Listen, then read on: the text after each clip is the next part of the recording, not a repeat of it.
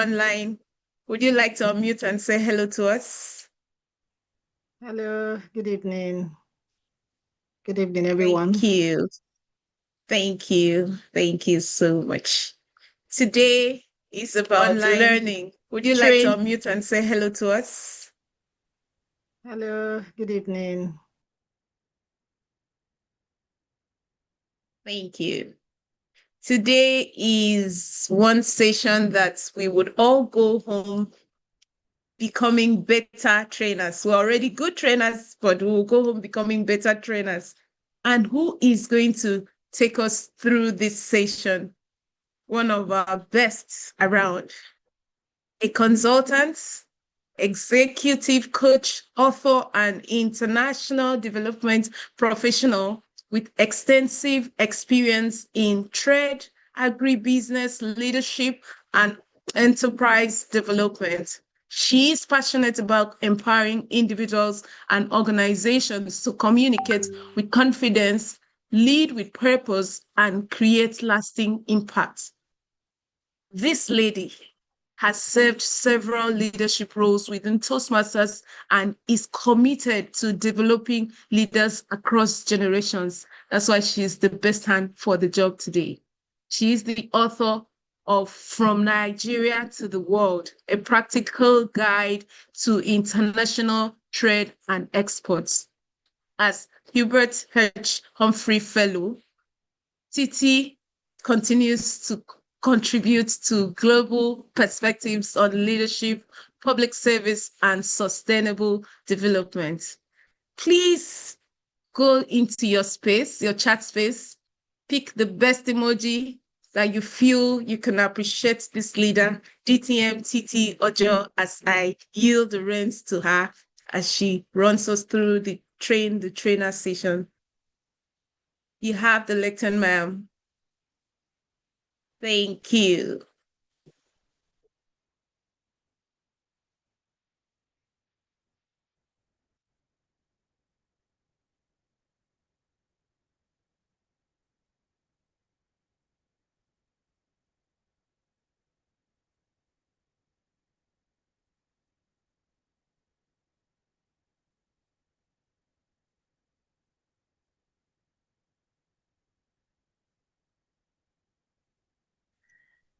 Nduke, I know you introduced me before I got locked out. Can you hear me now? Oh, yes. You have the floor now. Yes, I can hear you. All right. So what I just tried to do was change my internet source. I don't know. So I have two data sources. Let's just hope that we get through this without any stress. So good evening, everyone. It's great to have you on the call, ma'am. My name is Titi Ojo, as I've been introduced. And tonight, I will be treating a particular topic that I love, from speaker to trainer. We're looking at training, empowering those that will be training in this Toastmasters year. I'm already seeing faces. I can see my friend, Tim John. Yeah, that's you. How are you doing? And I'll pick you, D. See you doing. So please, while I'm speaking, can you give me the opportunity to share my screen? I think I'm yet to be able to share my screen. Yes, please. So while I'm at it, by show of hands, how many of you are trainers? I know a lot of Toastmasters do train. So by show of hands, just raise your hands. Use your, that's it. Ooh. So by show of hands, I'm seeing that quite a number of us. We have 25 people in the room and we have quite a number of us trainers. Well, maybe not quite, but a good number. So that's good. Perhaps the others have not heard my question, because I'm seeing some that didn't raise their hands and I know they train. So I know that a couple of us do train. So for some of us tonight, this is a way to just to be more like, let me rekindle my touch in this training space. Some people still train this morning, I'm sure. So I'm hoping that the conversations will also be very rich by virtue of the fact that we have experienced trainers here. and well, maybe the not so experienced. Together, we're going to have these conversations, and I believe that is going to go well. I only have, okay, let's see. Starting share screen will stop other participants computer. Okay. There's something on the screen here. Let me just get to my slide. Looks like I have so many things opened on my desktop, so let me just close it so that we don't get confused. Okay, let me close this, close a few. So while I'm closing my screen, let me ask a question. What's the difference between a speaker and a trainer? You know, in Toastmasters, we talk a lot around public speaking, and we all started there. But what's the difference between a speaker and a trainer? Can someone unmute and let me know? What's the difference between a speaker and a trainer? Yes? What's the difference? Speaker, trainer, what's the difference? Somebody let us know. I'm waiting. You can unmute yourself. I hope participants can unmute themselves and speak. I hope so. All right. So who can unmute himself or herself and tell me what's the difference? Major differences. If it's one difference, let's share it. Yes. The difference between a trainer and a speaker. Quickly, we don't have much time. Hello, good evening. Good evening. Good evening, our leaders. My name is Sadat from Beryl Toastmasters Club. Okay. So in my view, I think a speaker is someone that informs, or how do I say? Yeah, it's someone that informs, while a trainer is there to teach a skill and improve performance, something like that. Yes. Well, that's good. I like that. So a speaker is more around informing, but a trainer is doing what? What did you say the trainer is there to do? Yeah, I Yeah? said the trainer is there to teach a skill and to No, improve so a trainer performance. can teach a skill. Yes, is impacting knowledge in a more, yeah, you're looking at skills development, you're looking at behavioral change, but a speaker, yes, might just be there to inform. Okay, who else? Who else wants to tell me the difference? We have a couple of differences. Okay. A speaker Who else inspires. wants to try? Somebody has just said one.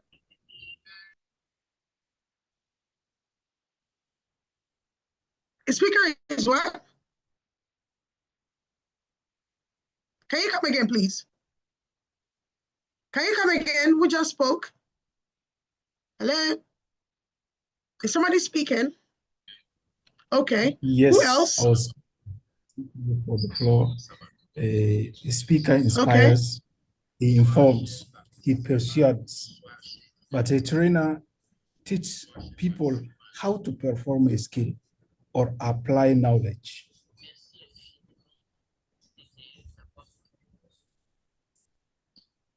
Okay. You're right. Okay. What else? Good, What about the style of good communication? evening.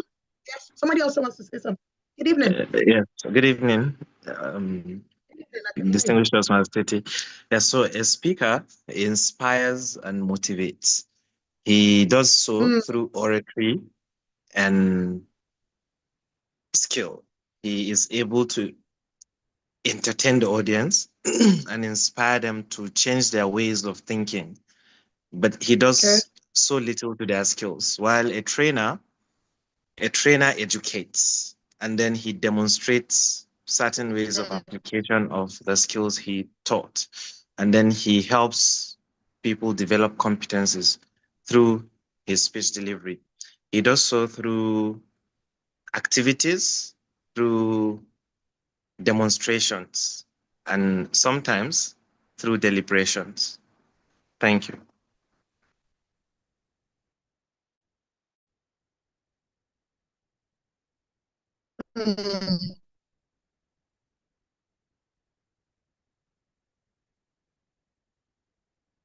Well, that's good.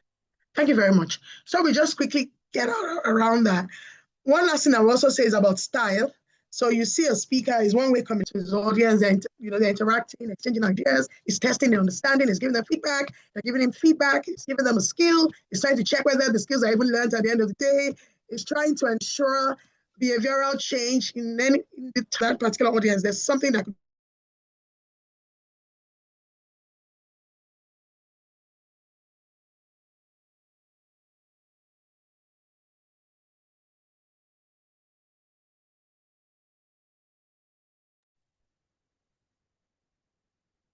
Unfortunately, she's gone offline. Okay, she's back online. Fantastic.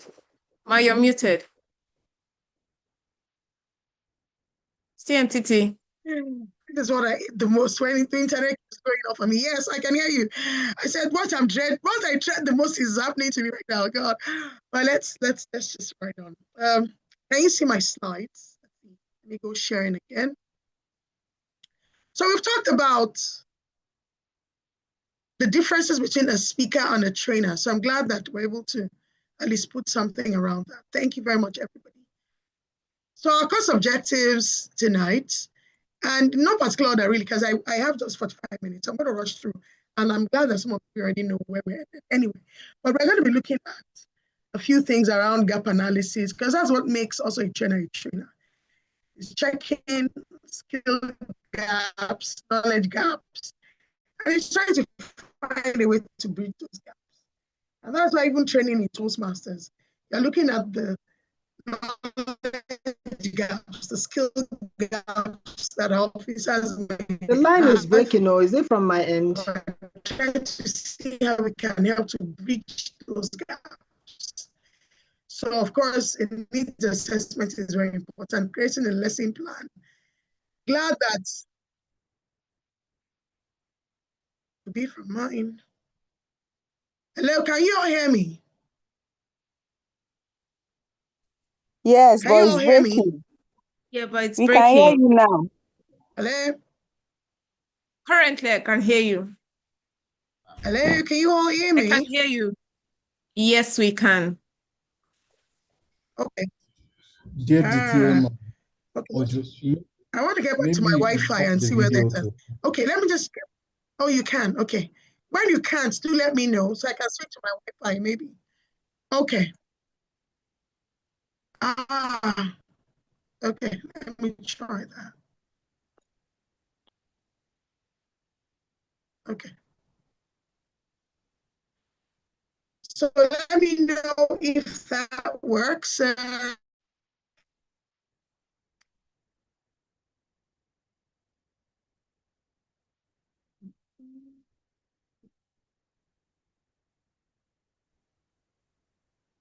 Okay. So are you all still up? You're still up? Now it's better. Yes, we are. Okay. Yes, we are. All right. Okay, so I'm back to my Wi-Fi. Let's just see. So this will be the objectives. We're also going to be looking at the right training methods, facilitative techniques, and evaluation of our programs. Right? I just asked this question, and that was the kind of question I would have asked this audience anyway as an icebreaker, so that everybody can discuss and talk about what they think is the difference between a speaker and a trainer. This particular icebreaker too can be, it's just really about having conversations before we even go right into the subject matter. And you can imagine if there was a physical class, we could probably have more conversations around differences between a speaker and a trainer. So when you want to get things started in your training sessions, it's important to use an icebreaker. And you could even tell a story. You could share something very, very familiar and let the audience also relate with it, but let it be related as well too. Where you're taking them, at least let them just have some familiarity, establish rapport in the process. And it's a good way to get things started. When you have to train a group of people, you don't just jump into the room, get to hear from them at the beginning, share a story with them, you don't have that rapport. It generally just makes everybody relax. And then in the relaxation thing, everybody is open and receptive to listen to you. It also means that you're saying, I'm here with you, I'm part of this together. And I tell you that when it comes to training, it is not a one-way street. I'm telling you, a facilitator, what you're doing is really facilitating a session. You're facilitating knowledge exchange, you're facilitating learning. And when it comes to adult learning, you will agree with me also that most of the people in the room already know what you're talking about. You know, earlier I'd asked how many of you are trainers, and I saw a couple of hands. So it will be very interesting if you enter a room thinking you know everything and you're coming to train them. What you're coming to do is to facilitate knowledge exchange, facilitate interactions, helping them to dig into themselves, look into themselves, and dig out lessons by themselves through discussions, through case studies, exercises, and deductive, both ways, deductive and inductive learning happens when it comes to facilitation. And I'm telling you that if you come in with the sense that you don't know anything, you're also going on with something new. So yes, take that. So to get started, it's good to use an icebreaker, get everybody talking. It could even be for them to introduce themselves. And usually we do that in trainings where we tell people to introduce themselves. And also, as a trainer, you have to begin with the end in mind. Very key. At the end of the day, what are the objectives of this training? And you must achieve it for that training to be successful. So if you want to train officers of Toastmasters, it could be presidents, it could be VPEs, it could be at any level where we are really, you have to begin with the end in mind. What exactly do I want to see at the end of this training? What do I want to have happened by the end of this training? Begin with the end in mind. And the end in mind helps you to set the goals of your training, helps you to set the objectives of your training. So let me show you a very good example with you. The whole of last week, that's between Monday, from Monday to Saturday, actually, I was in Makurdi 6 weeks, and it was training from that Monday to Saturday. I just came back on Sunday evening. And one thing I realized, because there were a lot of people. It was a local government, Benue State, all the local governments. There were so many. For me as a trainer, when I first came in with my partner and my colleague, I just said, wow, the first set of trainees, up to like 350. That was overwhelming, God knows. I had to change my style. But you know what? Changing the style didn't change the essence of my training. I still had the end goal in mind. But I needed to now rearrange a lot of things. Brought in more exercises, things they will enjoy, so that they can also participate in that training throughout. And I recall telling my friend Tebe, I told him, I said, Tebe, see, at the end of the day, the training was on project management and leadership. So these guys are not coming to write PMP exams, and they may never write it in the farthest future. So we can't be too technical with them, because the kind of people, these people I'm seeing here, they won't enjoy technical stuff. No. So issues around stories. And I remember I told them a story about abandoned project, and I had pictures about a very poor local government chairman and a very good one. And it was just very interesting. And we were interpreting it and laughing. And the message was clear, because I was talking to them about visionary leadership in project management. So what I'm saying here is begin with the end in mind. Even wherever you find yourself in the midst, just begin with the end in mind. This is where I want to be. And I told Tebe, really, I said, at the end of the day, Tebe, what I would want to see is that there's a behavioral change. I'm beginning to see them think differently, at least for once, to say, wow, it's not good for us to have abandoned projects. It's important for us to do stakeholder engagements, because we've told them a story or show them a sample of why it's important for them to do so. So that end goal was what helped us throughout. Personally, me, even at the end, Tebe had to change a lot of things. We did lots of things. We told more stories and all of that. So this is very, very important, okay? And I'm saying this also because you'll be training beyond even Toastmasters audiences, right? So let's look at a training model. What are the steps in preparing an effective training program? It's important to do a gap analysis. So what are the gaps? Sometimes you even feel that we know the gaps, but we may not really know the gaps. So you may be shocked that you do a needs assessment of, okay, maybe a training sergeant at arms all over the districts. They're all in their different clubs. And you're used to a certain gap, really, because of where you've been. And you assume that's the only gap. You'll be shocked that when you do a gap analysis, the things that people will tell you that they don't know about that role will shock you. So a gap analysis is very important.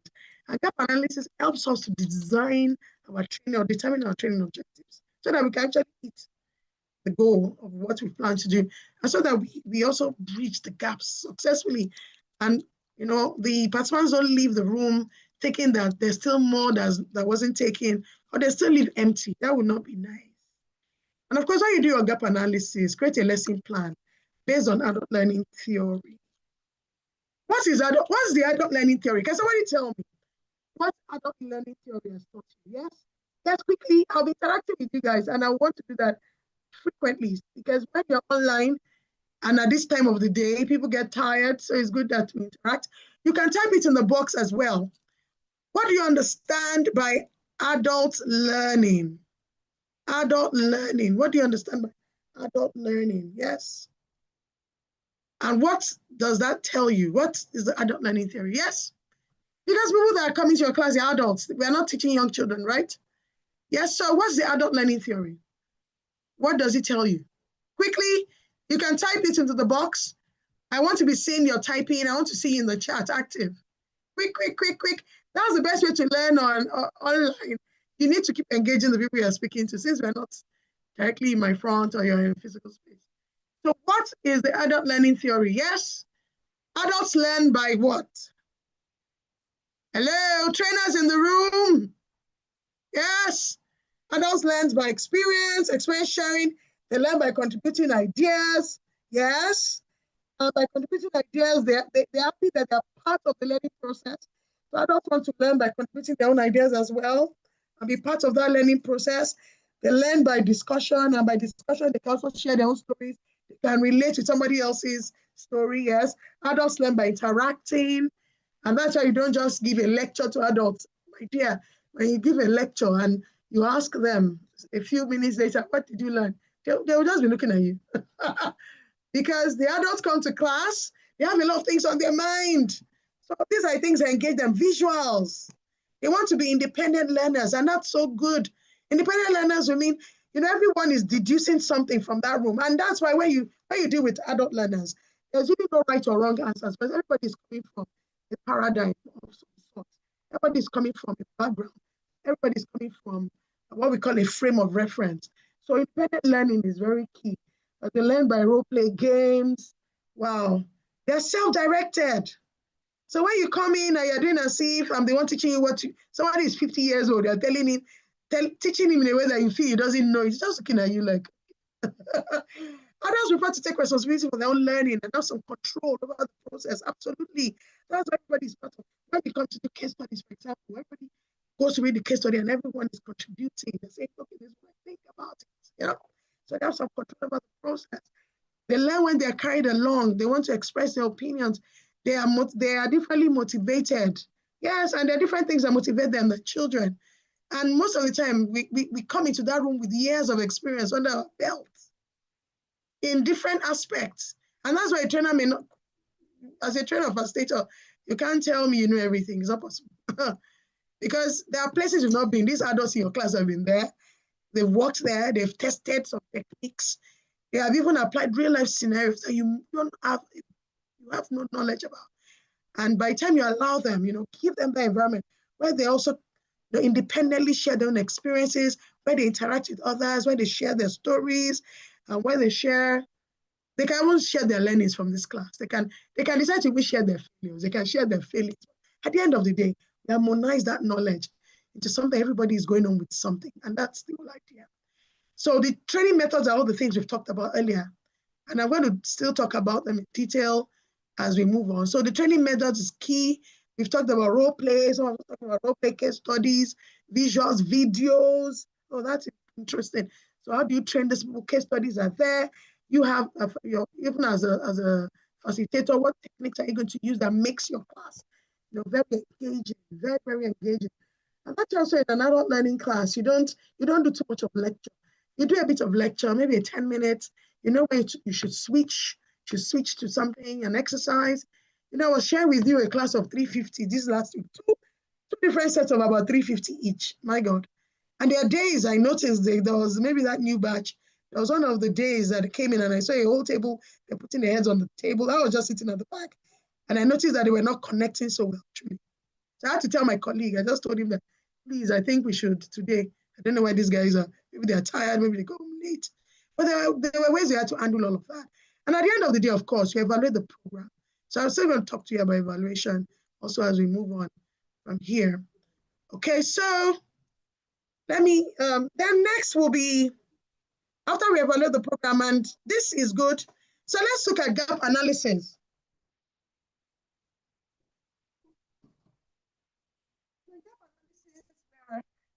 Looking at the current skill level and the required skill level. Don't forget that that's where the gap really comes in.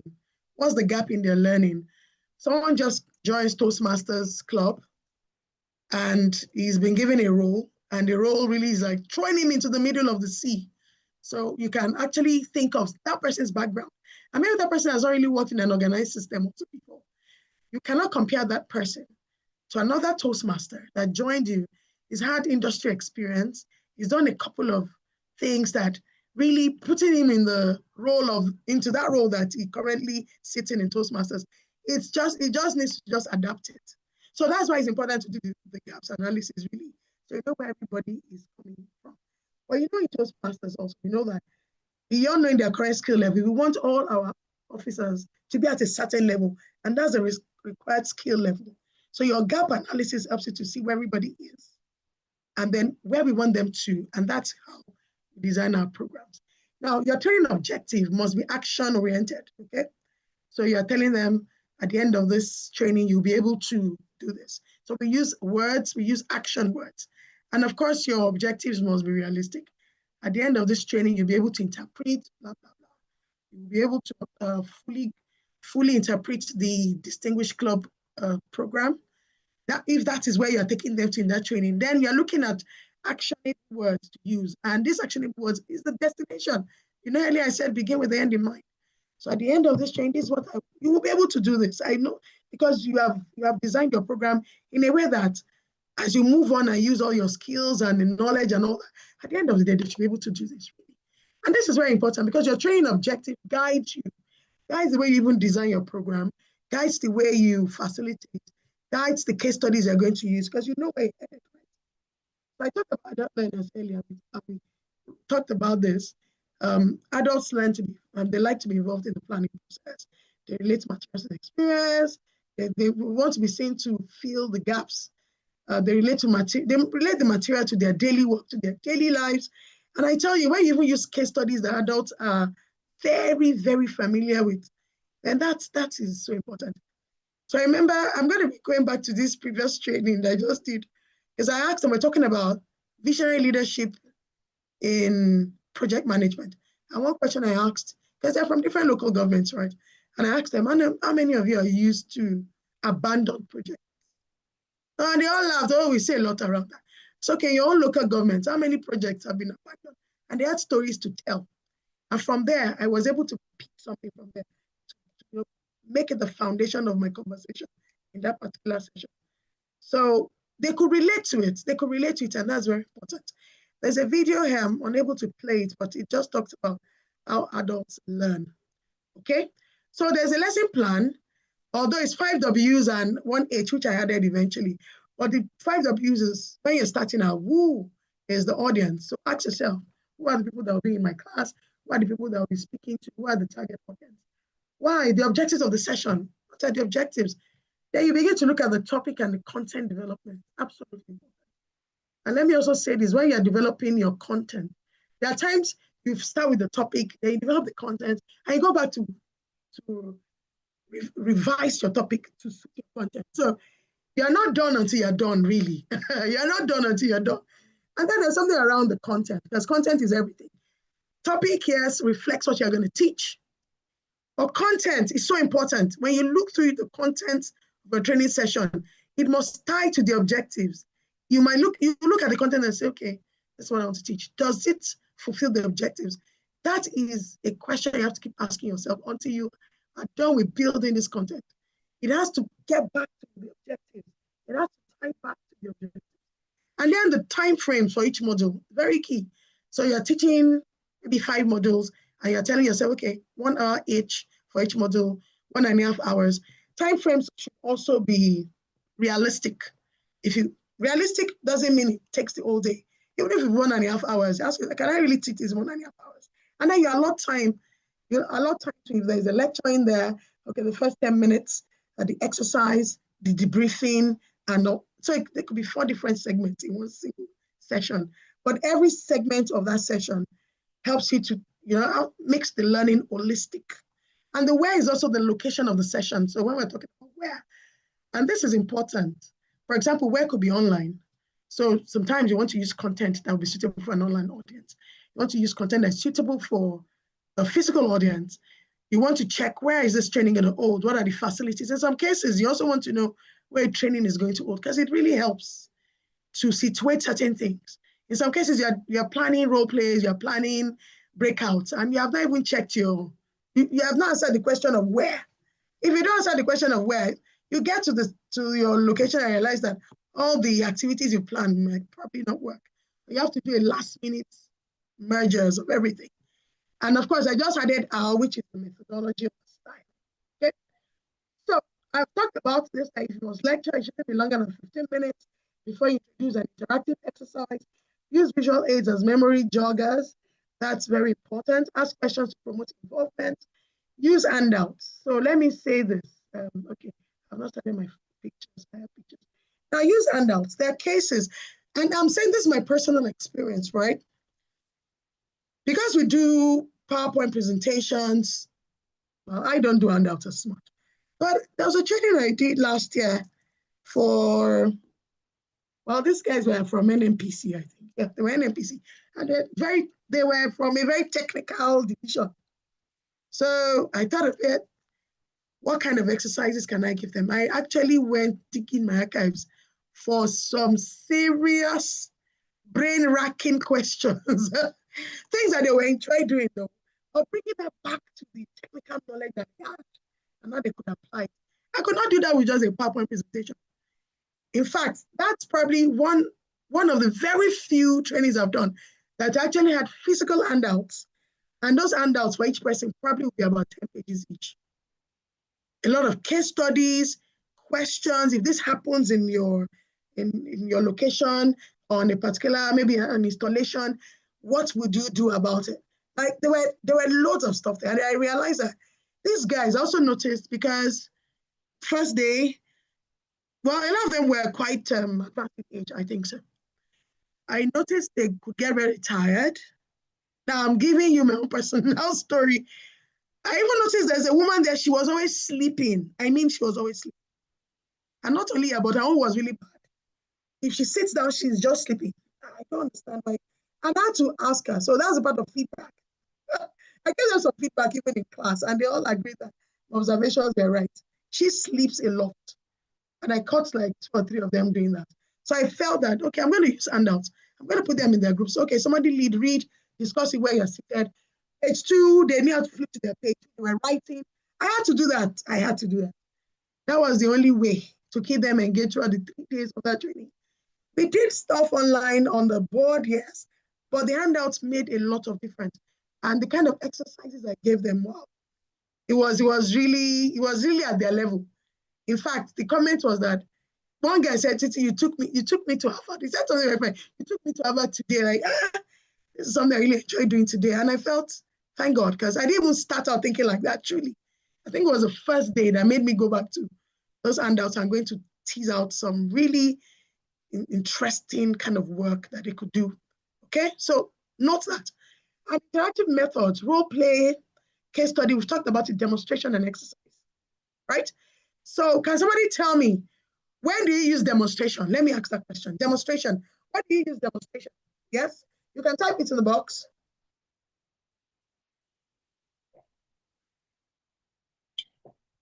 When do you use demonstration?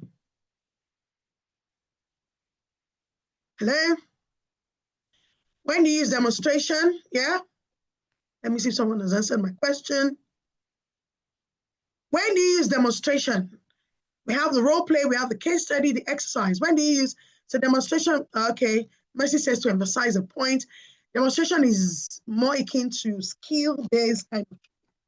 So I'm going to get there, but demonstration is more of a skill-based. So you're talking to someone how to prepare okra soup. But you never showed the person how to cook it. You're just imagining it. So when you train in a way where people are just imagining a skill, then you demonstrate it so that they understand that teaching someone how to fix a flat tire, you have to show them, you have to demonstrate how to fix one.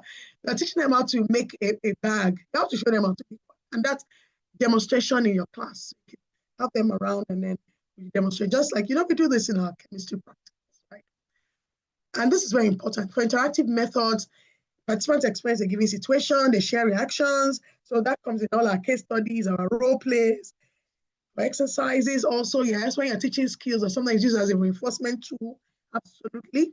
So that is very important. You want to dramatize, that could also be a demonstration. But let's see how this goes now. I have my next slide. Participants also apply principles. So also note that. So this is a role play. How many of you, I'm sure you've done a role play before, maybe when you're teaching customer service. So Who can share with me? You use role plays in your training, or you've seen a role play being used. And what was it used for? Can somebody let me know that quickly? Somebody tell us. You've used a role play before. See what we have here. It's like a drama. It's some kind of drama, but it's targeted at lessons, learning some lessons.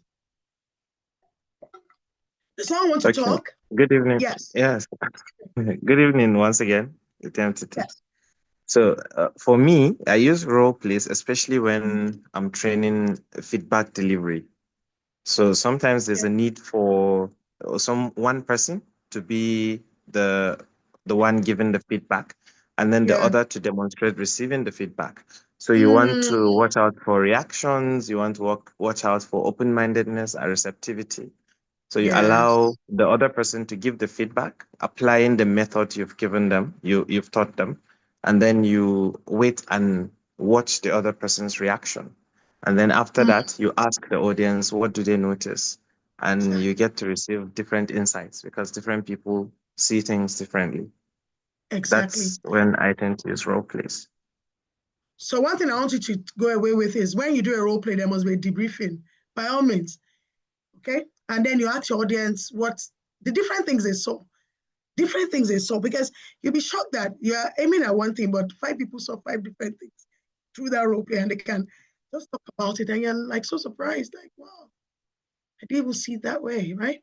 So role playing is really interesting. I would say this, that for more effective learning, you can actually brief the people doing the role play. Don't forget I said begin with the end in mind. You want your role play, you want certain things to happen in that role play for learning purposes. So they want to see how these people understand a few things. You might decide to have a role play about customer service. So you have someone at the front desk, and you'd have briefed them earlier. Just give them into what you want that role play to look like. And they can bring in their natural selves into the role play.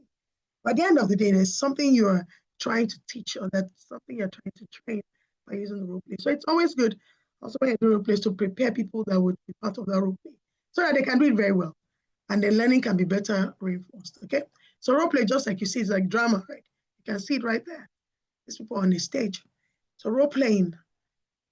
The other thing here is case studies, right? So when do you use case studies? And case studies are really nice. Some of us have this Harvard Business Review. They do a lot of case studies. Case studies are really good because many times case studies narrate like very solid experiences.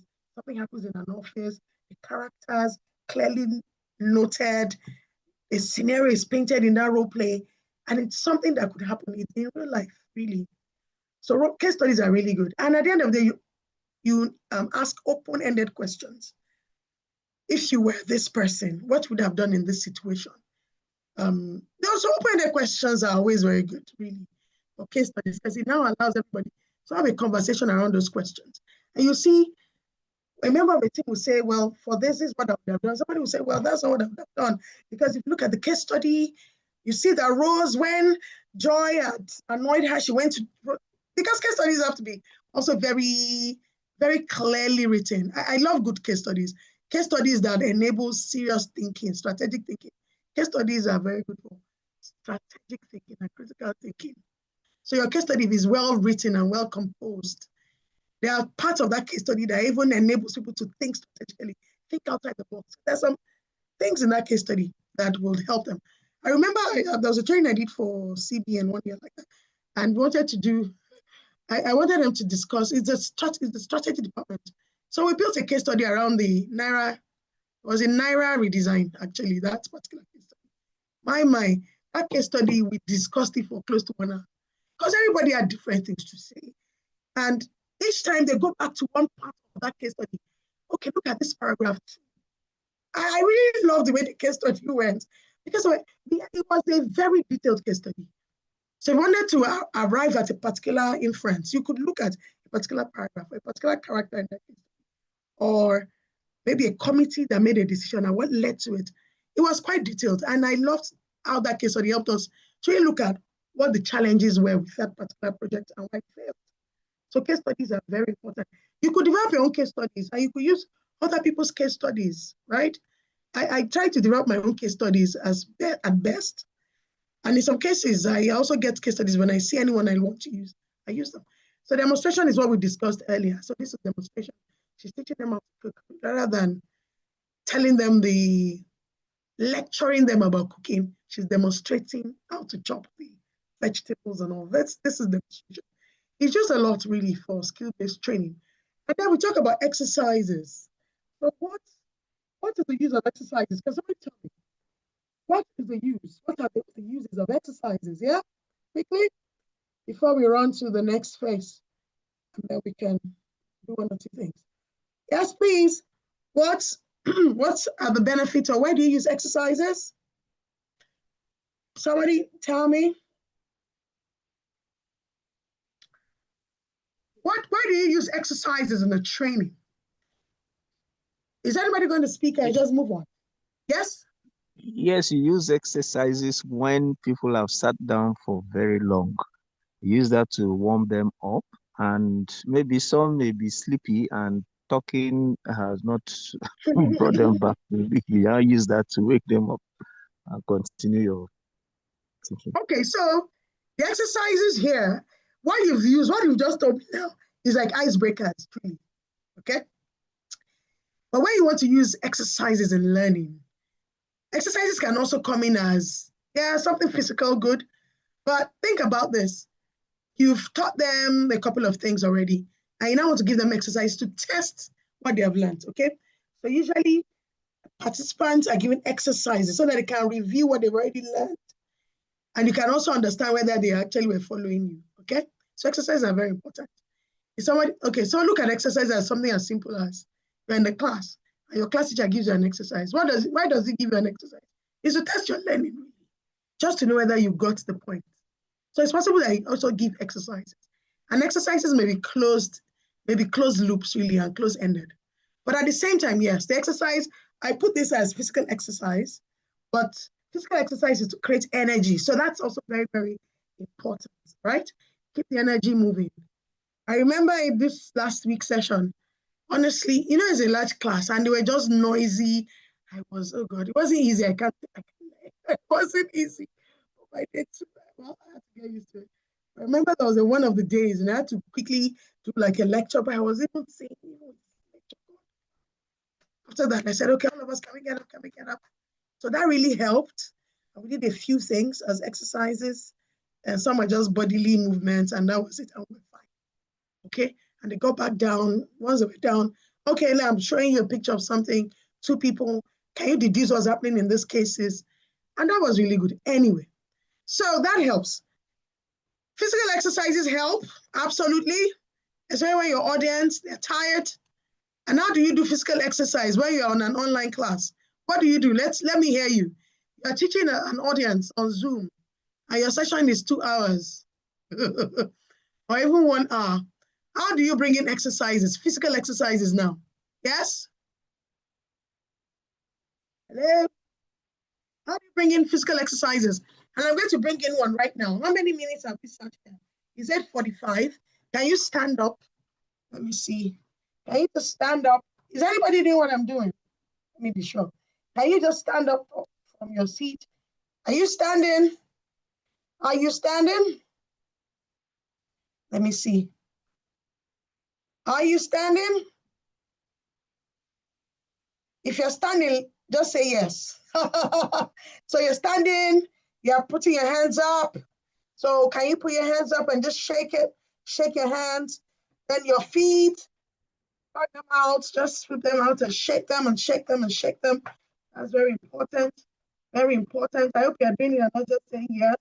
So these are exercises sometimes just to cool, and the energy can come in for online audience, really, because you want people sit down very long, really, on the online trainings, really. So you want them to get up, and you can tell someone to just wriggle their waist, and all of that, just so they stretch out a little, and then they can sit down. Yes, and now I'm back to my seat. All right, I hope some of you did my exercise. Okay, so I hope you did. Quick one. Remind me, I want to type it in. We're talking about activities you can put into your training or your learning sessions. What are the 4 activities that can be used? Yes. Quick. And that's under your training methods, right? So your training methods, yes, let me have that. Interactive methods are used in your training sessions, yes? Can you say them or you can type them out? That'll be fine. We've talked about 4 just now. So this is how I'm going to be testing whether you're listening or you're running with me. Okay? Role play, yes. Next. Role play again. Okay, still 1. Case study 2. Yes. Exercise, yes. Last one is still exercise your typing. There's 1 more to go. Demonstration. Thank you. So we've covered the 4. Of course, the group work is, you won't give case studies, and it will be group discussions for case studies.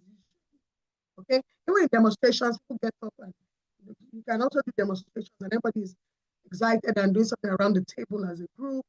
Exercise can be everybody does the exercise and then we compare answers and then we have conversations around it. So in all of that, you're engaging your audience.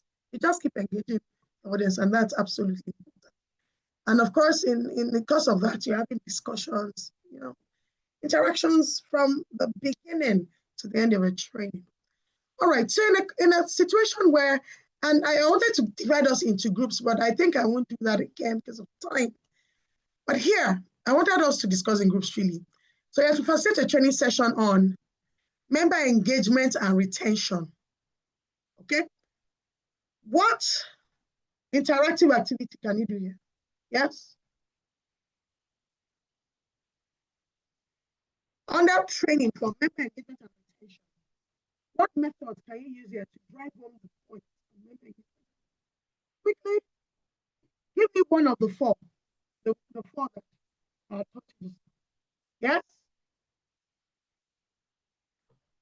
One of the 4 techniques or the methodologies I've taught you just now in this class that would help to drive home the point of membership engagement and retention. Yes? Out of the 4, role play, case studies, there are 4 things I've talked about.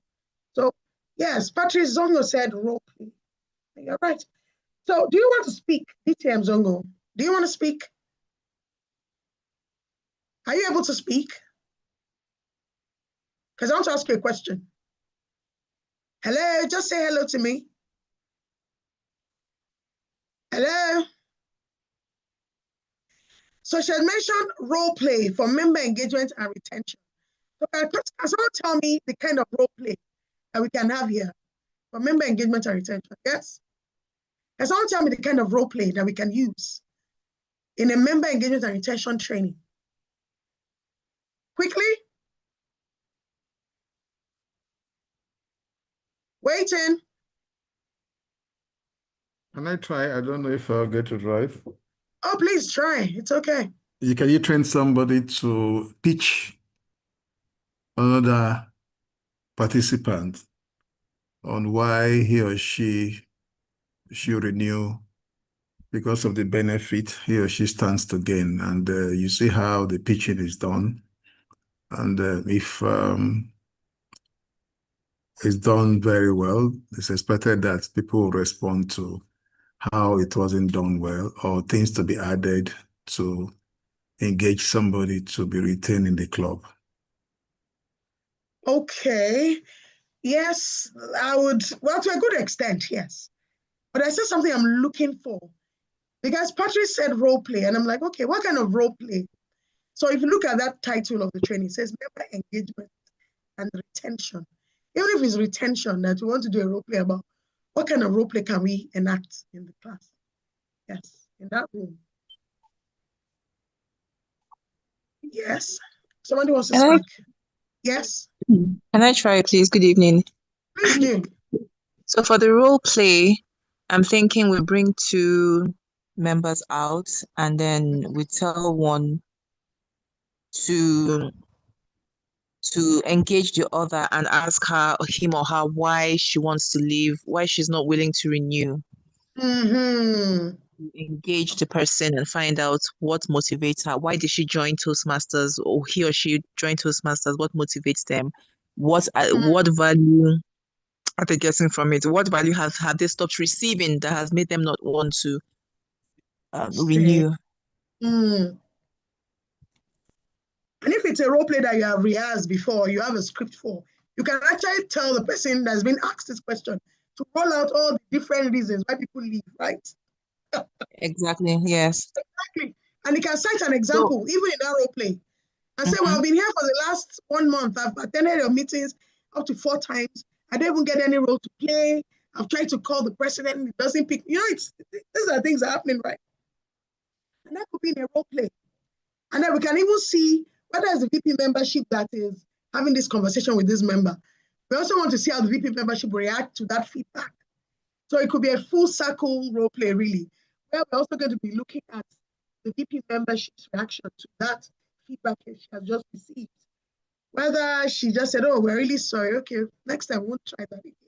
If that's what Ollie said, or you go the extra and say, you know what, I'm really sorry that happened.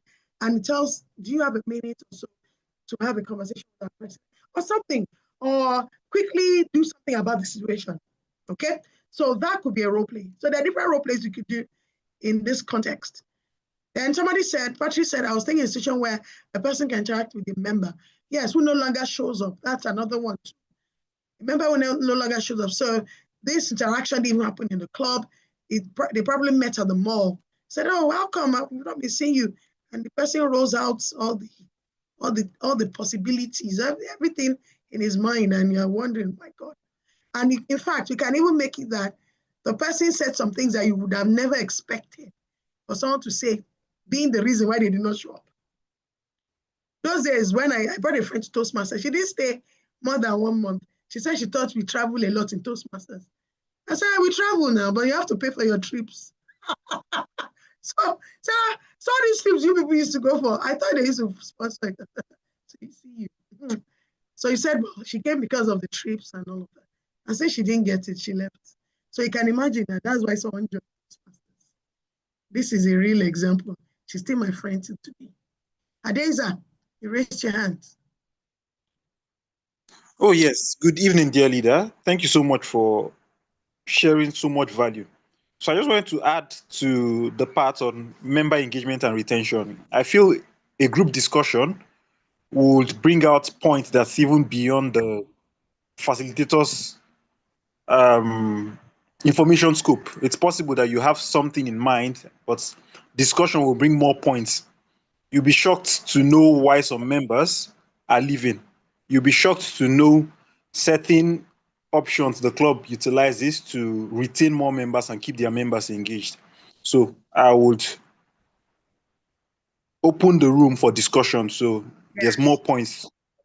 Thank you. So you can create a case study, a very brief one.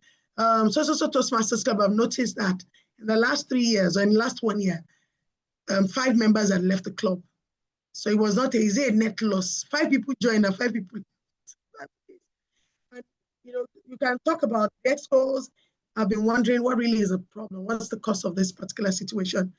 So we want to discuss, this is a case study here. Can we all discuss it in our groups? What do you think? Can we help them to arrive at a conclusion and do something about the situation? Or, yeah, this is the situation. So it's a case study, really. This is the situation we found ourselves. So we want to get into groups and let's brainstorm this around this member engagement and retention strategy. So that gives us so much. And this same methodologies or the same approaches to training can you use in building a healthy team, a distinguished club program training, if that's it. Imagine you're training club sergeant at arms. So I even put this in particular, club sergeant at arms. If you're training club sergeant at arms, based on the kind of work they do in the club, you could have some very interesting role plays here so that they even really understand the work of a club sergeant at arms, because some people don't understand it. You could be a role play around the meeting has just ended and everybody just left. The lectern is there. Plus the sergeant at arms just left with the rest. Tables are not packed. The lectern is still sitting there, all of that. And then the president happens to be the last person in the room and Sergeant at arms has disappeared. That could be a very, very interesting role play. And that could help us to see your role is beyond Just open the door to come in. Even when we're done, you should be the last person to leave. So you could do that in all your training programs. Those, we talked about the four activities and methodologies, more or less. The role play, the demonstration, and all these things are training methods, okay? We can use in an adult learning class. So another thing we're going to be talking about is questions. So questions is very important. In your training sessions, you'll be asking questions because it plays a major role.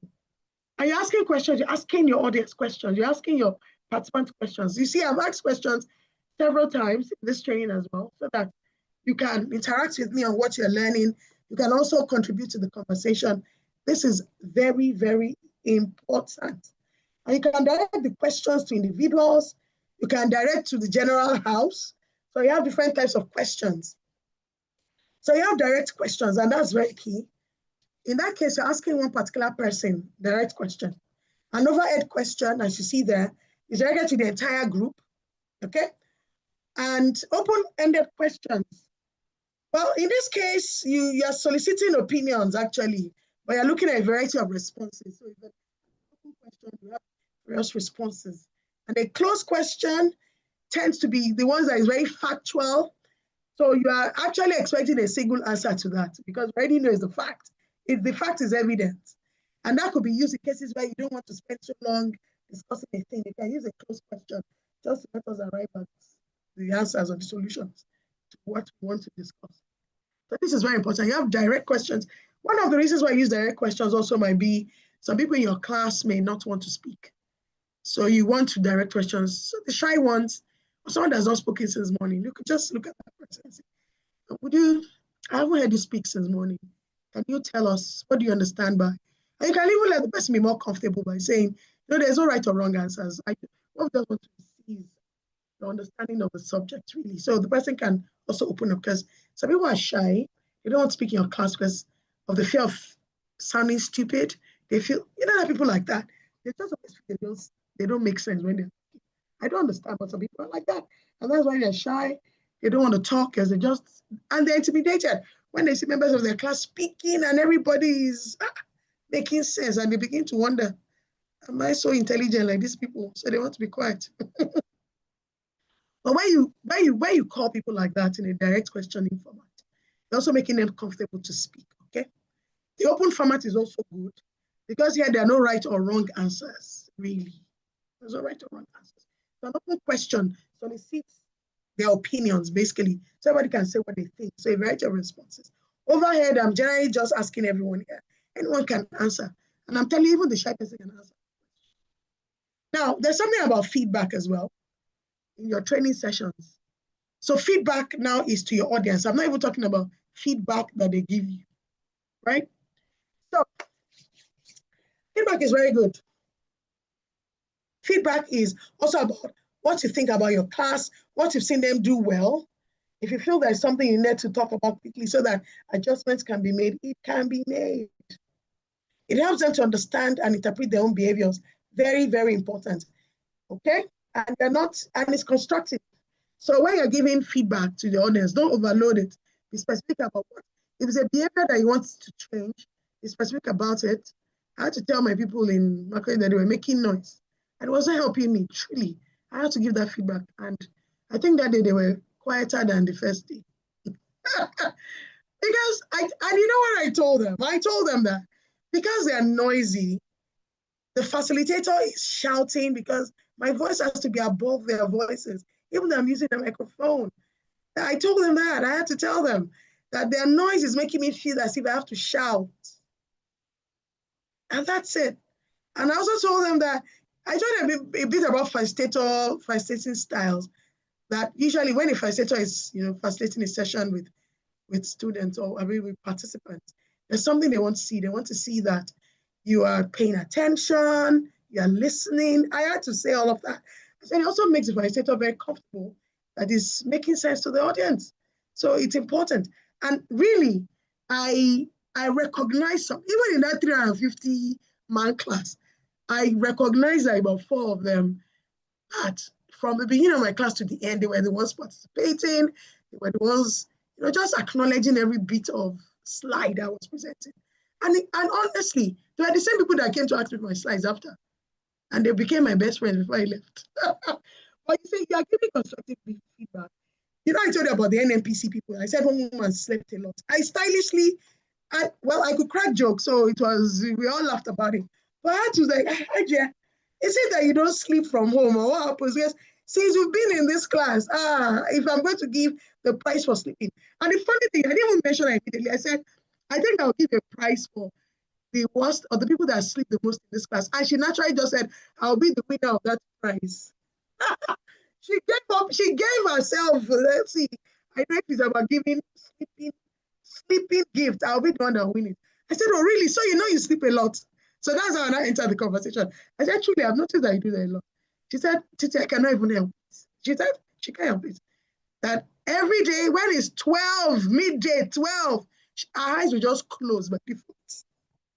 Honestly, I learned something in that class. That some people at a particular time of the day, no matter where they are, the eyes will close. They will sleep for at least 15 minutes. She said so that's the way her life has been. 12 midday, she falls asleep. That's just it. And then she wakes up like 15 minutes later. And I noticed that consistently for 3 days. And really, after the class, I also had a conversation with them, like, that's quite interesting. She said, but the fact is, once she's up again, she's energized. And I understood it for her. Truly, I did. So when I say asleep, I wouldn't even wake up. So that kind of feedback also helped in gaining their confidence as well, and letting them know that this facilitator is watching also. And she's also taking notes, just like you're taking notes about me. I'm taking notes about you. And I've seen some behaviors that are very funny in here. And, we got talking about it and we laughed. And it was just a very mature conversation that made all of us laugh, seriously, very, very seriously. So, and of course, as a facilitator, you also know that you are specific, you are tactful. So I had to be tactful about it. But I saw some changes as well in some others within that 3 days. So it made our class quite interesting, right? So you give constructive feedback to your participants. It's also important that you do so. You want to be clear about the things you're seeing and the behavioral things that you feel you guys, I need to get more cooperation from you guys, really, because that's also going to help me, right? So that's cool. Good. Flip charts, we're all used to flip charts. I'm not going to stay too long on this, but it's just talking about if you're using flip charts and you're not using the screen. It's important that people see what you put on your flip chart. Okay? Then when I say write on every other page, it's because usually when you write on flip chart, it stains the paper. So when you're writing behind it, in some cases, it even stains the next sheet. So you don't want to write on a sheet that is stained, and then you cannot see what you're writing at the back. So please, that's very important. Printing in block letters too is advisable. If you want to post important pages, you can post them. Posting might be on the wall. So some of us do this. We have some pages we post on the walls. We come back to it later on, we debrief. Although some places, they'll tell you not to post on the walls, but you can use this.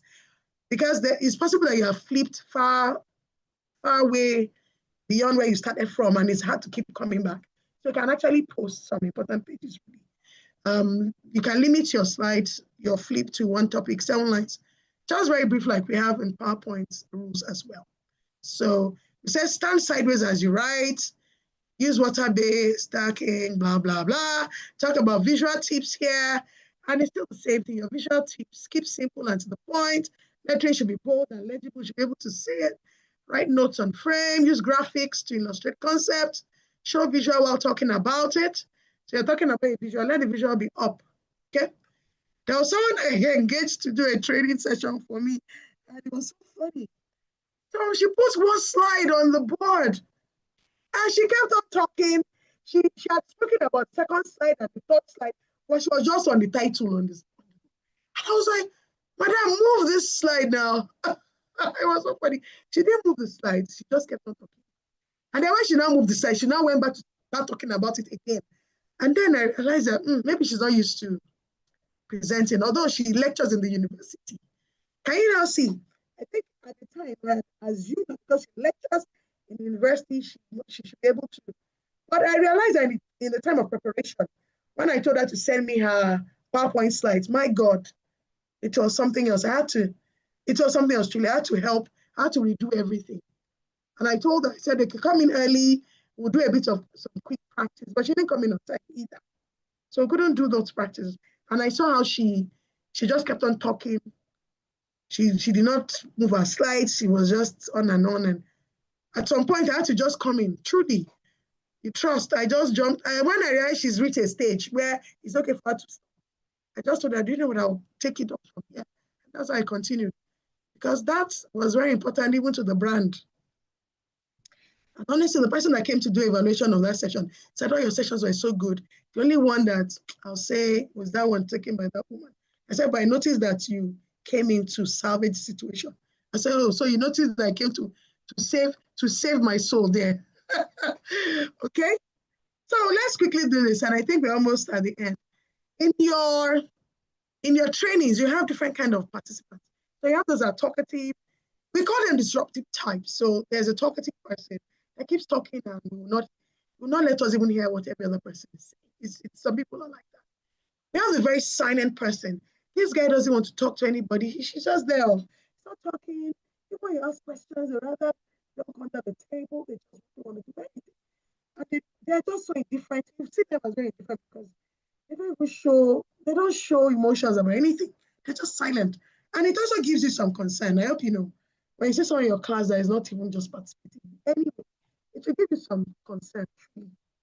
So one thing you need to do really for the silent person, try to include them in. So people like the silent guys can do well in group discussions. So put them in groups. Group discussions help the silent people. In group discussions where you expect that everybody will contribute to the presentation. So you know that person too has to speak in that group. So that really helps the silent person. The talkative person though, for those ones, hey, tell them, try to help them to listen. Try to help them to listen to what others are saying. And in some cases, give them a chance to talk, but tell them to listen first, and then they can relay something back to the class. So that way they can talk less and listen more. That's how some talkative people can be helped, right? Then in some cases, you are posing questions to people like that. Don't give them open-ended questions. You can give them closed questions where they don't have to talk too much. But of course, you want them to behave. So once in a while too, you might like, okay, you know what? Thank you for that. Yes, that's a great point. So I would like somebody from the back of the room to speak now. That's another way to do it. Find a way to moderate them. Then we have the crabs. These people, they find fault with everything. Find fault with everything. Nothing is good. Even the environment, they'll find fault with it. There are people like that. You tell them to participate in an exercise, they tell you, why should we participate in this exercise? There are people like that. So they could be problematic. They could be very, very problematic. But in cases where they're always complaining and all that, you could actually chip in to tell them to reserve any comments till the very end of the session. There's a way you can moderate people like that too, right? Okay, at this point, we're not taking feedback about this. Keep all of that to the end of the training. For this one, we're putting in the parking lot. We address it when we're done with the main training so that we're not off track. You know, these are crabs too. You have to find a way. Fault finders. And they're the people that know it all. They know more than everybody. That's the way they are. They're experts about everything. In fact, before you even talk, they know what you want to say. They enter your truth. They speak with you at the same time. They learn before you finish. They say they know what you're about to say. In fact, they conclude all your statements before you get there. There are people like that. I can tell you, these people can be so annoying. One thing you should try to do is avoid getting into arguments, please, with people like that. Okay? Just make sure that you don't get into arguments with them. That's one. And then, of course, because they know a lot of things, yes, allow them. Allow them. If you want to speak, okay, what do you know about this? But let them be as brief as possible. Okay? And if possible, suggest that, sir, I know, well, yes, we know you know this. Okay, yeah, we know where you're headed. Okay, thank you. Can you just say this in like a minute? He says it. Oh, thank you very much. That's a very good point. That's a very good point. And that's very important. Also acknowledge them because they're experts. So in their minds, they know everything more than all of you. So many times, so just acknowledge it. And then just make sure that they don't speak too much. They don't hijack the class. That's absolutely important. When they say things that really make sense in your class, yeah, they know it. Yeah, just say, oh, thank you very much. That's a very strong point. So can somebody else also talk about this particular situation? And this is how we also deal with know-it-alls. And they're everywhere. They are everywhere. Okay? Many times you'll be shocked that every person that says he knows it all doesn't even know what he's talking about. So we have people like that. And this is where we also use a whole lot around, what do you call that now? Emotional intelligence. It plays a great role here. How do you deal with some of these people? They know it all in particular because they can get upset with you. It's a fact. They'll think that you're undermining the authority and not allowing them to speak. So you need to let it kick in. So this is the evaluating of a training session. And it's very important that you evaluate a training session. So can we also discuss this? Why is it important to evaluate a training session? Yes? Why is it important? Yes? That we conduct evaluations. There are 3 steps to evaluations. Quickly. I think this should be my last slide. Why do we evaluate a training session? Sorry, yes? Quickly, this is my penultimate slide. You know, we're talking about a trainer. I was talking to you about feedback to your audience, and I've told you how I've given feedback to some people in my own audience. And that helps to get the best out of them, truly. Okay, so thank you, DTM Jen Dawson. We're very happy to have you in here today. I took special note of you. Thank you so much. All right, so we're talking about evaluating the training session. Why is evaluation important? Yes, let's hit the ground running with that. Why is evaluation important? I want to read from you quickly. To be sure the trainer achieves the objective. Yes, absolutely. Who else? Okay, let's see what we got. Evaluation training session is important because it helps determine whether the trainer derived or achieved its intended goals and identifies opportunities for improvement. Evaluation provides evidence that the time, effort, and resources invested in training will. Absolutely. This is awesome. Yes, one more person. Okay. Good. Evaluation is a tool for improvement. ADESA also said to review performance and take corrective actions. So let me tell you this, when you're giving feedback, you know, when you are a first timer, feedback sometimes can be upsetting when it's not so good. You're like, the fact is, the people that evaluated you were candid, and they're just telling you what you should improve on next time, simple as ABC. So we need to take evaluation very seriously. We must design evaluation into our training programs, by all means. And in Toastmasters, you see that we do evaluations very regularly, truly. Even, I think, not to even the extent that Toastmasters wants us to, I'm telling you. Because every seminar you do, that you present, there should be an evaluation. When you're doing your project, there should be an evaluation from your team members. We have a whole lot of tools for evaluation in Toastmasters. We don't even use them, I'm telling you. We don't even use up to 50%. What we do mostly is club, speeches, and all that. But there's also evaluation of trainers, of role players, speech contest chair, this one, this. Everyone has an evaluation template. Although it's very hard to use everything just like that too, but just understand this evaluation is absolutely important. It helps, so I said, it helps gauge if you reach the objective I want to improve. So you evaluate the program, you evaluate the presenter, and participants' action. So participants actually, how do they feel? Their feelings and opinions regarding the program is what you're asking when it comes to participants' reactions. The program, you should determine, okay, where the objectives. So when you started I started with the objectives. When we started out with the objectives, at the end of the day, I'm evaluating the program. So were these objectives met? Okay? So which also means that when you're designing your program, you need to be sure that you would set the objectives very clearly. You could measure the objectives, you could and attain it. So when you're asking at the end of the day, you're asking based on the things you designed at the very beginning. Okay? You can talk about the methodology used and a whole lot of things, evaluating the program itself, the effectiveness of the program. And then you're evaluating the presenter. If you're part of the program, you can evaluate the materials that were used, whether the organization of the lesson plan, timing used, all of that comes into the program, right? Then you come talk to the presenter. So there must be something about that presenter. Do you like, what parts of the presentation did you enjoy? Did you look as if they were prepared? Was he knowledgeable in that subject? Did he use the appropriate visual aids? You know, things like that. In terms of the way he also spoke, tonality, all of that, clarity, all of that. It's all embedded in the presenter's evaluation. Participants' reactions, of course, like I said, is their feelings, is their opinions. You want to also gauge. And in many cases, you can also use Likert scales. Likert scales will be from poor to excellent, maybe on a 5-point scale, like they call them Likert. So 0 or 1 is poor, and maybe 5 is excellent. So they can rate on those scales too. It becomes also very easy. And then there's a part of the evaluation, tell them to write specifically what they think, beyond just clicking away. There could be part of the evaluation where the person writes exactly what they think. And of course, in those cases, you can ask, how do you think the program could be improved? That is important for you to hear from your participants. How do you think this program can be improved? Very key.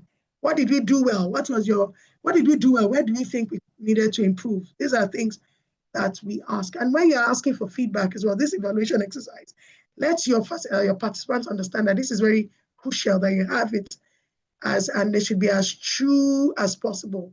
Not because you want me to feel good, but what is it?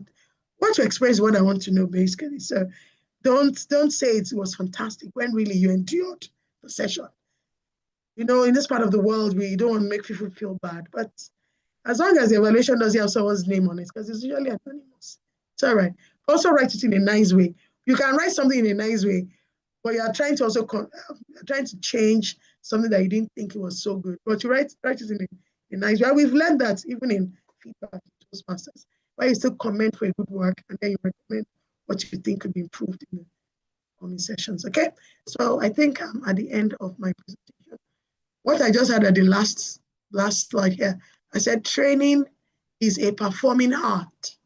Training is a performing art. And I want you to tell me why I say so. Why did I say this? That training is a performing art. Yes? Who agrees with me that training is performing art? And what is it that makes it a performing art? Based on the things we have also discussed today. Yes? Training is a performing art. Training is a performing art. Can somebody tell me? So, yes. Practice and is this to my question? Training is a performing art. Can someone tell me what this means? Yes, because on the last slide, this is the very last slide before we close. Why do I say training is a performing art? What goes into performing art? Yes, quickly. Are we sleeping? Can somebody mute themselves and tell me? Maybe I should even call names this time. Direct questions. Let me practice that one. I've done a lot of open-ended questions, right? Adesa is raising his hand, okay? I want more hands up. Yes, can you unmute yourself and speak? All right, thank you very much. I would say training is a performing art. I agree with you because you have to make an impression that will make what you're teaching be memorable. You have to be memorable. I love that part of memorability. Thank you. Because if you actually go to watch a performing artist, you remember something strikes you there. You're so good. So something memorable, yes? Somebody else? Yeah, good evening, my leader. Good evening, my leader. So yes, I could quickly add to it that using your body language is key. Using your body language is key. The way you carry yourself, the way you demonstrate the points that you are raising, and secondly, connecting emotionally. These two things are key in addition to what you have trained us. I love this. So if you relate it to performing arts, you're connecting with your audience. In a performing artist has to connect with the audience. That's why we are here. We came to watch you perform, and we're going on with a whole lot of memories about that singular performance. So connection, absolutely important. In fact, thank you for that. You also talked about body language. So your body language also matter. And that's why you also put your body language in all the methodologies that we've talked about. And also your natural body language and disposition to the training that you're given also makes it very effective. And memory, people don't forget a good facilitator. You don't forget such people. Even their laughter, even their smiles, even the way they speak, even the way They'll say, sit down, the way they'll say, yeah, let's do this, the way they do the exercise. No, everything makes their sessions memorable. Mercy Agada, yes? Yes, to add to that, I would say training is a performing art because when we're talking about performance, we can't talk about performing while ignoring the audience. So when you are trained and how you interact with your audience, you know, how the questions you ask, the role playing, all the interaction makes the training complete and makes it a performance. So from the preparation to the interactions to everything that goes on. From end to end. Yes. Yes. And that's a very good point you have made. So even from your preparation, a performing artist won't just show up on the stage and start dancing. He has practiced. He has learned certain things. He has practiced. Look at the people on the screen, see how their feet are just aligned and the way they're jumping in the air. Well, we all start from the needs assessment. We use that to design our program. We're looking through, we're checking, matching objectives with content. There's a whole lot. So at the end of the day, when we now come to perform, now we're in class to perform, we expect everything will run as it should if we put in all these principles and the methodology, the right methodology, the content is the right content. Somebody raised their hand. Is this Salamatu Saliu? Rafatu? Yes. Yes, ma. Good evening. So in addition to what Toastmaster Mercy has said, while training the performing art, it engage the audience and it motivate them and it make them feel lively and feel motivated. Right. So let me say this. Fun. Okay. So let me say, and this is my final note on the performing art thing. The performers come forward. There's a goal in mind, right? So why would anybody come to watch us? That's the question you ask. Why would anybody come and watch what's this kind of dance or come for us? Yeah, they're thinking, why would anybody come to watch us? And that's the end game. Okay. So for you, why would anyone listen to me? Why would anyone come into my class? How prepared am I? Another thing you're doing is there's something about the difference between the speaker and the trainer. And don't forget this one. It's about behavioral change. The trainer should be concerned about behavioral change. How will this session, when I'm done, how will people respond to the learnings from this session that will help them to shape their thinking, shape their behavior? You have to see, I told you I went for a training this last week, but one thing I told them, I said, after all these 3 days, there are 3 days times 2, but after these 3 days, if at the end of the day you didn't take anything and nothing has changed, then it's as good as being a waste, truly. It's a fact. Because somebody paid for your training, they brought you here, there's an opportunity cost for 3 days, your offices were shut down because of these purposes, you're here for 3 full days, listening to as in participating. If at the end of the day, the governor does not see that, he doesn't see a change in what he's expecting to change. For example, the way you run your projects, the way you speak right now, the way you conduct yourselves at your local government. If he doesn't see, then these 3 days will be a waste. That's simple as ABC. Well, I gave them that feedback because I'm just passionate about behavioral change. So it's very important as a trainer. Behavioral change should be utmost in your mind. What are the things that I'm going to do in this training we're going to do together? At the end of the day, somebody is taking away something, maybe new knowledge, or a new way of doing what they are used to doing before now. Or could just be something innovative that shows up in the course of these conversations. Or somebody learns how to do one thing in 5 other ways because of this training. And at the end of the day, it begins to imbibe the new things it's taken away. Okay, so that's very important. And that's where I'm going to end. Behavioral change is very key when it comes to the trainer. And that's why you're not just a speaker, you're a trainer. So if you want the Sergeant Adams to improve in the way they play their roles in the club, ensure your training when they're done, we'll see that change when they're out of that room. That's why we can say that our training has rewards. Please, that's very key. So thank you. Looks like I've spent a lot of time. I'm just looking at my okay, I'm done. So thank you. I hope this has been quite Interesting. And you found one or two things to take away? I want to believe so. Thank you very much, everyone.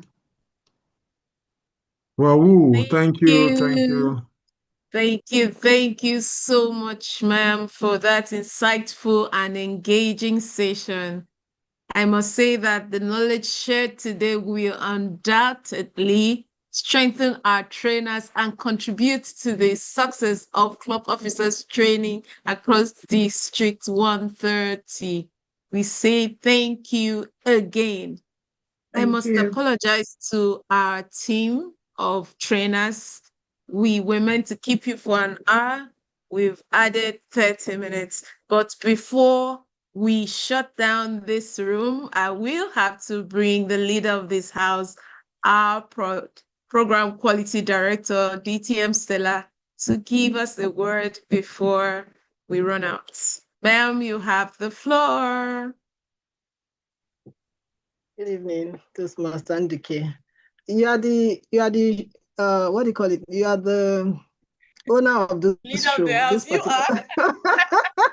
This particular show, this night, you are the owner of the show. All right. That's on a lighter note. Good evening, everybody, and thank you so much, distinguished Toastmaster Titi Ojo. That's my sister, my laugh mate. If you know, you know, and my dance mate. Thank you so much for that wonderful session. Very practical, very insightful. This is one of the things that we learn in Toastmasters. We know you are a paid trainer, so if you are to train people on this outside, they run you your check. But here it's free of charge. So we are privileged to have you. We appreciate you for sharing from your wealth of knowledge. And we want to appreciate our division directors, area directors, our leaders, our trainers that are on this call. Anytime we call you, you make yourselves available. We appreciate you and thank you so much. I know that your COT is going to be wonderful. We wish you the very best. And good night, everyone. Thank you. Thank you, ma'am. Good night, trainers. Good night, leaders. See you, trainers, in the chat room. Good night. Bye. Good